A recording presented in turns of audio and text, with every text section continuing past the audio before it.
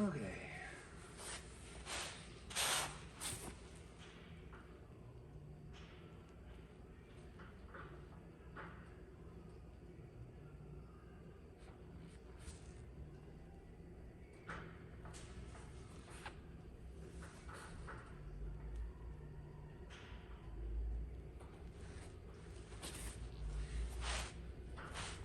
I'm gonna put jack stands underneath the front axle.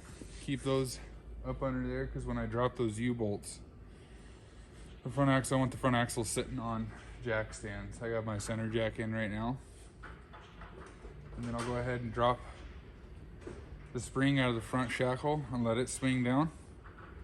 I'll buzz the back one off, pull the old stuff out, replace both shackle bushings.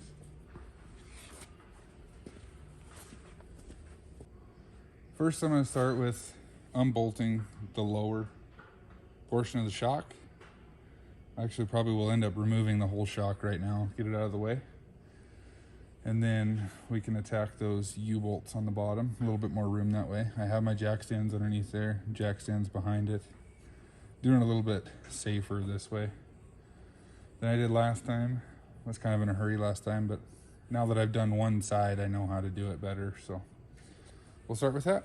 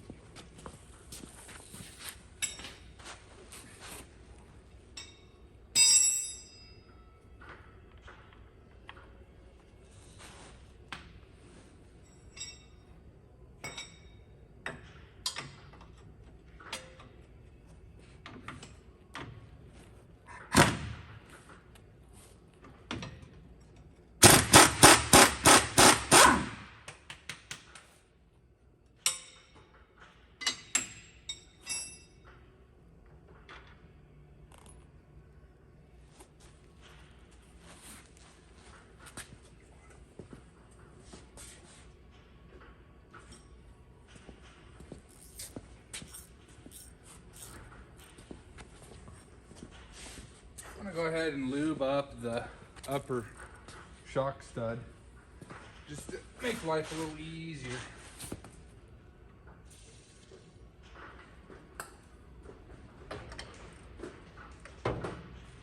Wrong wrench.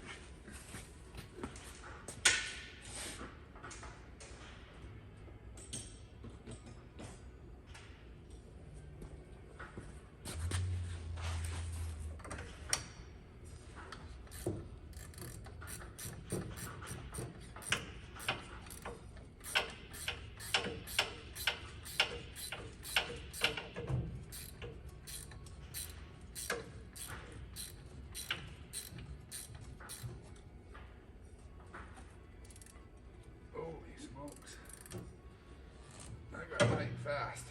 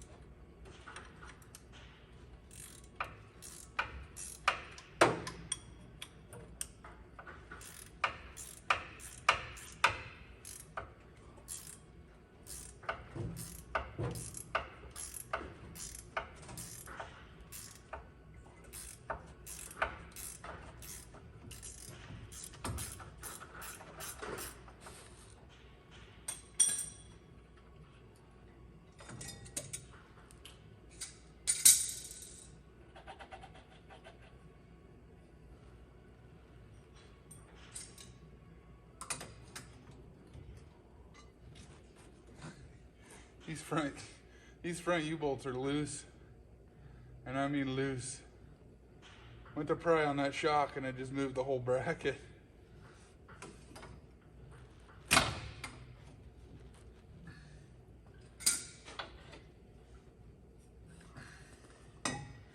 Interesting. We're gonna fix that.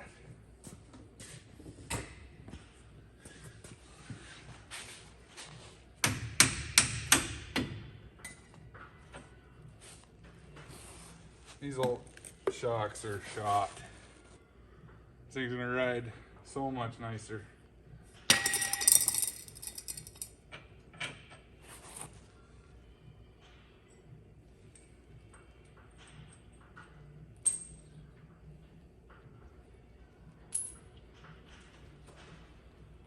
Alright, I think now I'm going to drop that front spring there. I got it supported with the jack right now, so it's not going to go anywhere.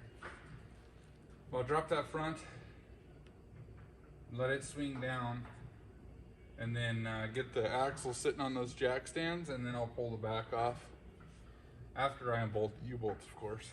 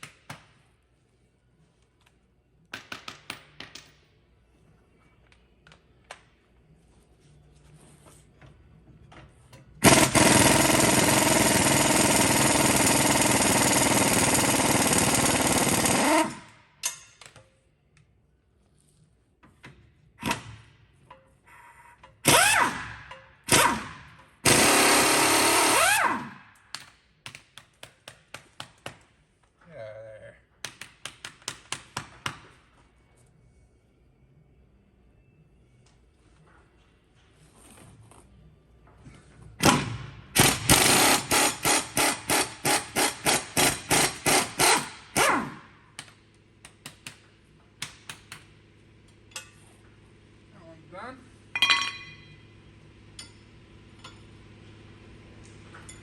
Yeah, definitely shiny in here and flat spotted. They were loose. It's another thing I'm going to recommend messing anything with U-bolts. Run it for a few hundred miles, double check that. A torque wrench, impact gun, whatever.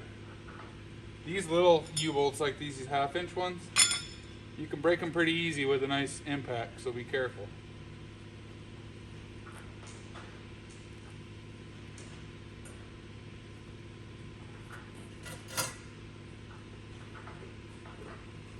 I'm going to go ahead and do that other side real quick, and then we'll pull this spring down. I want to show you guys something real quick run into that you will definitely run into on any U-bolt. I got lucky on the rear, but the front's gonna get hammered all the time. You're gonna be hitting stuff in the ditches and the fields and all that kind of stuff. What I'm running into here is this bottom U-bolt plate is bent. It's bent in. So this was hit with a rock, gopher, dog, ex-wife, something, and it bent that thing in. So what I'm gonna do, instead of heating this up and pulling it back, I'm gonna take my cutoff wheel and I'm just gonna slice that all the way across so I can access those nuts with the impact. Something you'll run into. Here, maybe I can get you up in there. I don't think I can. There you go, there you can see it. See how that sucker's bent in like that? Well, we're gonna take care of it right now. I'm just gonna cut that off. It's not gonna hurt anything. If anything, that bend was put in there from factory just to protect the bottom of the U-bolt. It did its job. This thing will never get beat, I hope. So I don't think it'll be an issue. So we'll cut that off real quick and then pull that bottom U-bolt plate off and drop this axle. So what I was getting at is, I wanted to show you the length of this U-bolt. The difference. Now, two things that I can think of, which one's kind of out of the realm a little bit, but this U-bolt was actually cut. That's probably more like it. Looking at the threads, they're even across the top. At first glance, I was like, man, maybe this U-bolt was put on wrong and just sucked down on one side. but the top of the threads are even. So I'm thinking that this thing just got either broke off when it hit that, when it had that hard impact, and we just shaved that clean across so I could access these nuts right here. But this side was tight, driver's side was looser than a goose. That kind of explains a little bit of shimmy and shake that I had. Nothing crazy, no high speed, because this isn't a high speed by any means, but I just finished knocking out shackle bushing on the driver's side, and let me tell you, that was a bear. I thought the back was bad. I figured these fly out of here because they've been replaced not super long ago. These were in far better shape than the rears.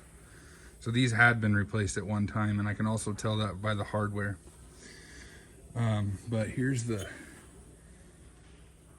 remnants of that bushing. I had to cut it in 2 spots and then break it on the back side with an air hammer and basically just fold it out. And I didn't screw the bore up too bad. I did get into it a little bit right there. It looks worse on camera than it really is.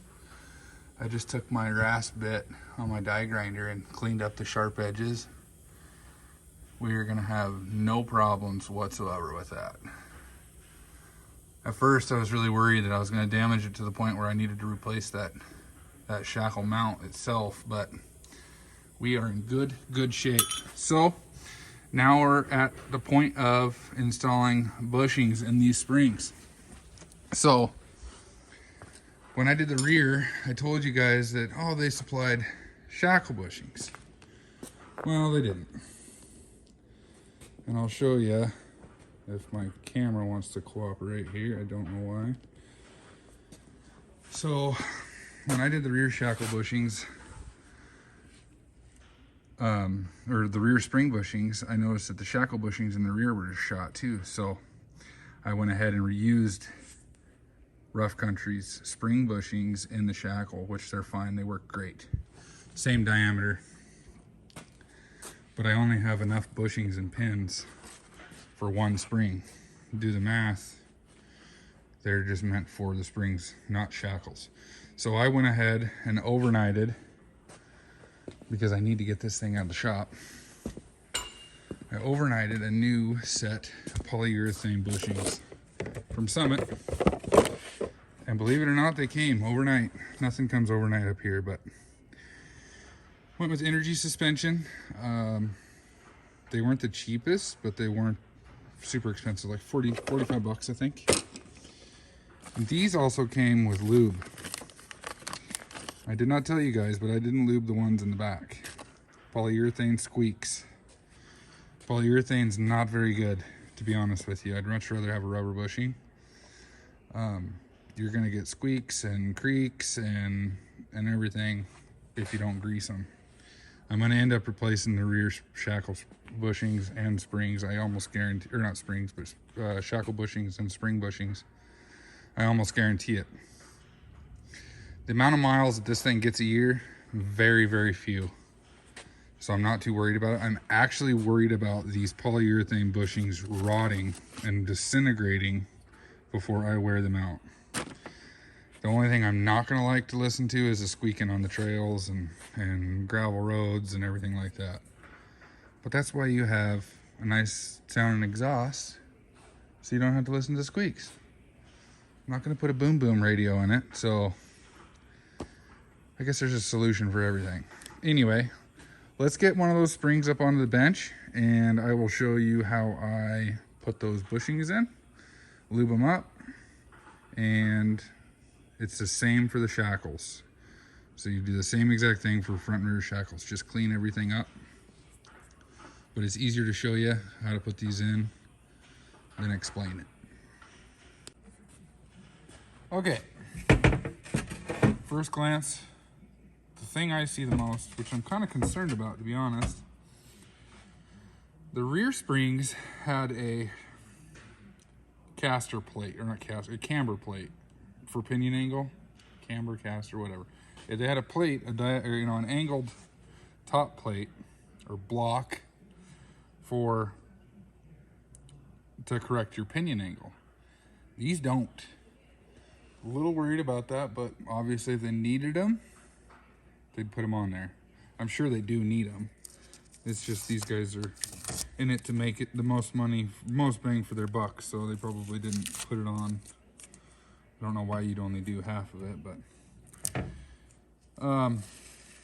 maybe they're thinking you're not going to do 70 miles an hour down the highway with four-wheel drive engaged, so your front drive line isn't going to spin. I don't know.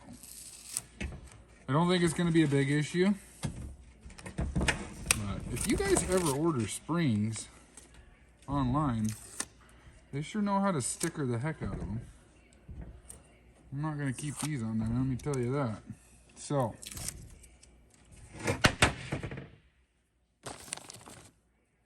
here's your bushing. 2 of them. And you got a pin. Another thing to note, these pins are seam sealed, but they're seam sealed a whole lot better, seam welded a whole lot better than Rough Country's. Rough Country's is a little thinner, I believe, maybe the same diameter. And they also, you could obviously tell where the seam was at on those. They were just curled around. They kind of looked like that, more or less, instead of straight around like that. So as per directions, the guy's gonna clean these up, these spring holes, spring eyes. Clean these up, which they're clean, they're painted, they're brand new. You're gonna lube the OD of the bushing and the ID of the bushing with that. This is more or less just dielectric grease or white lithium. This is just to keep the squeaks and the pops around, and it gives a little bit more life to the polyurethane. So we're going to use one of their own tubes that they supply. Rub a little grease on here.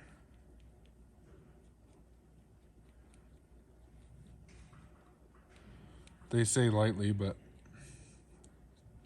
you're going to end up pushing most of this all the way to the end cap anyway.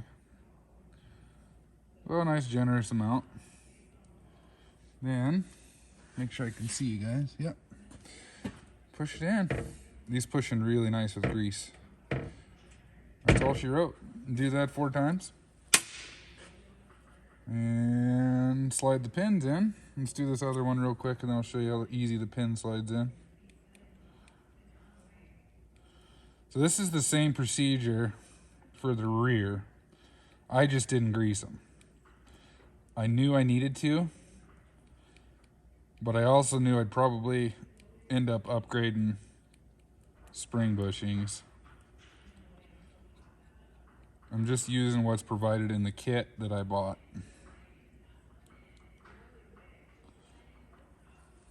You don't have to. If you like listening to squeaks,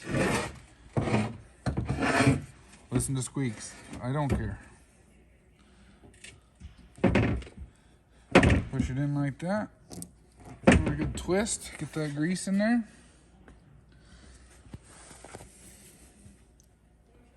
Take your pin. Not your pin, but your inner bush. I'm going to lube the end of it up pretty heavily. And it's going to push that grease in there.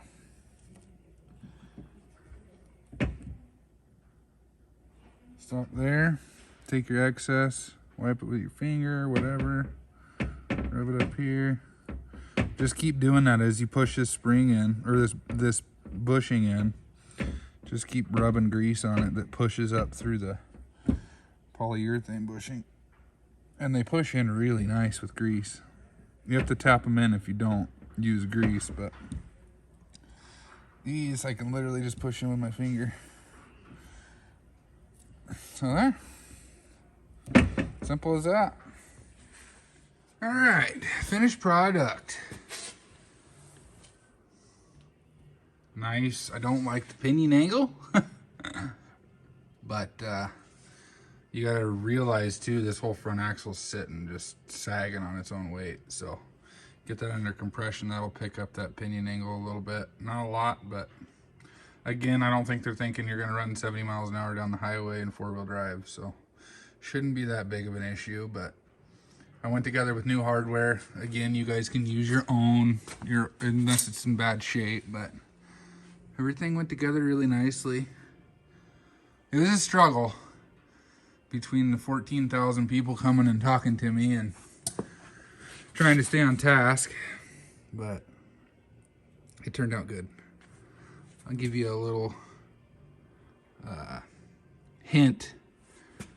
So when you get this, you get this kit, you get we get 3 sets of U-bolts that are the same length. And they're meant to go over the Dana 44 in the rear.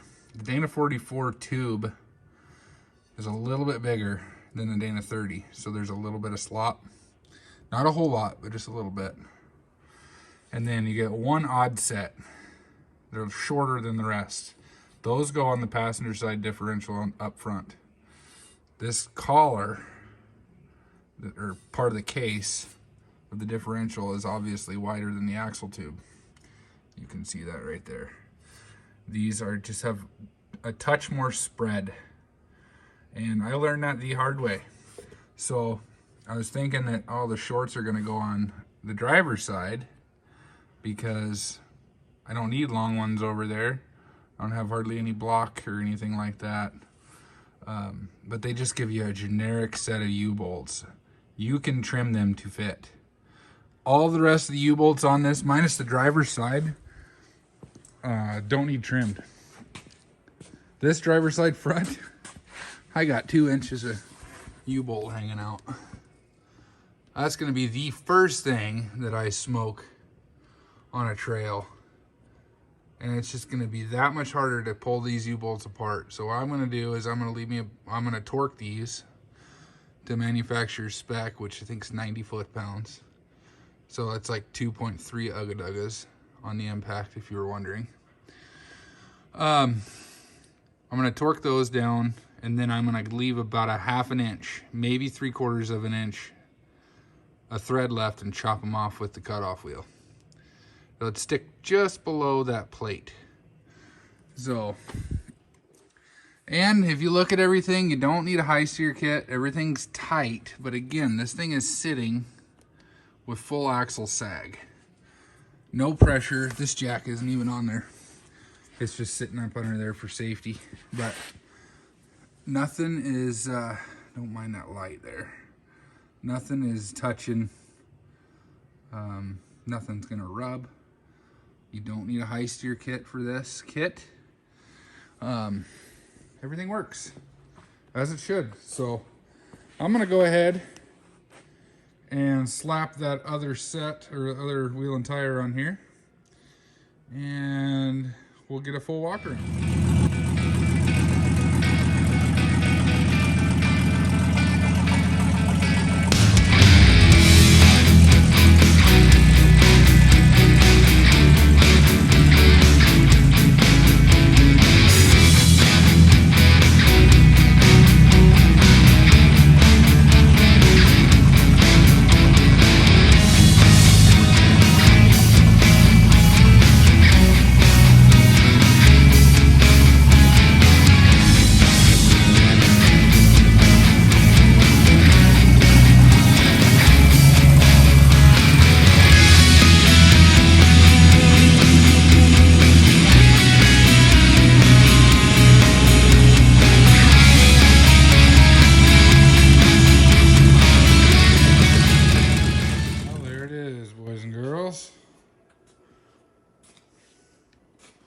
Finished product.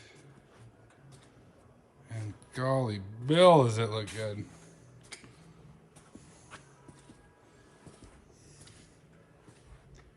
Really, really pleased with how this turned out.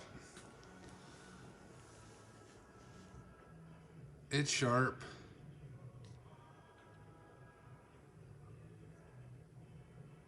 All new hardware. Oh, it just looks good.